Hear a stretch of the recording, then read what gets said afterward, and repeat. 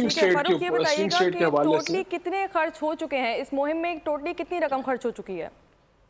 دیکھیے ابھی تو اندازے ہیں، ابھی آج کی ایک دلچسپ رپورٹ یہ ہے کہ ڈیموکریٹس نے ایک بہت بڑا الزام لگایا ہے ٹرمپ کے اوپر کہ وہ جب بہت بڑی فنڈنگ انہیں دوسرے ممالک سے بھی ملی ہے جو کہ انہوں نے یہاں پہ حکومت میں رہتے ہوئے بھی لی اور بعد میں بھی وہ سلسلہ جاری رہا۔ یہ رپورٹ ابھی پبلک ہوگی، یہ الزامات چل رہے ہیں۔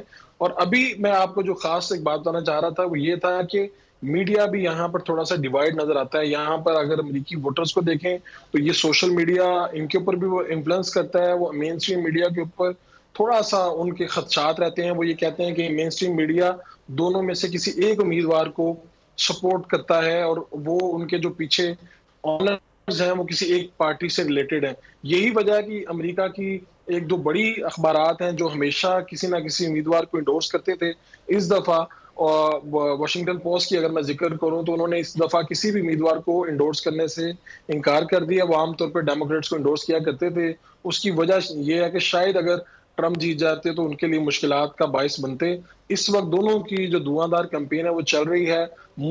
کئی ریاستوں میں مسلمان ووٹر بڑا اہم ہے، جیسا مشیگن میں نے بتایا کہ وہاں پر عرب ووٹر بہت زیادہ ہے۔ جو ٹرمپ کے جو ایک داماد ہیں جو عرب ہیں وہ بھی اس سلسلے میں بہت ایکٹیو نظر آتے ہیں، وہ بھی مختلف وفود سے ملتے ہیں۔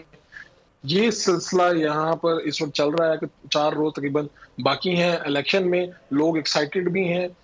کئی ایک جگہوں پہ یہ بھی ہوا کہ جیسا ٹرمپ نے اپنی آخری تقریر میں یہ الزام بھی لگائے ہیں کہ کہیں پہ بیلٹ باکس میں کوئی پرابلم ہے یا کہیں پہ کوئی ووٹنگ میں کوئی فراڈ ہو سکتا ہے، جس کو کہ جس ریاست سے متعلق انہوں نے بات کی اس ریاست کے گورنر نے بالکل ریجیکٹ کیے ہیں وہ الزامات وغیرہ۔ تو یہ دھاندلی کے الزامات کی بھی کوئی گونج سنائی دیتی ہے، جیسا یہاں پر کچھ لوگ یہ بھی کہہ رہے ہیں۔ سبسکرائب کریں اور بیل دبائیں تاکہ کوئی خبر رہ نہ جائے۔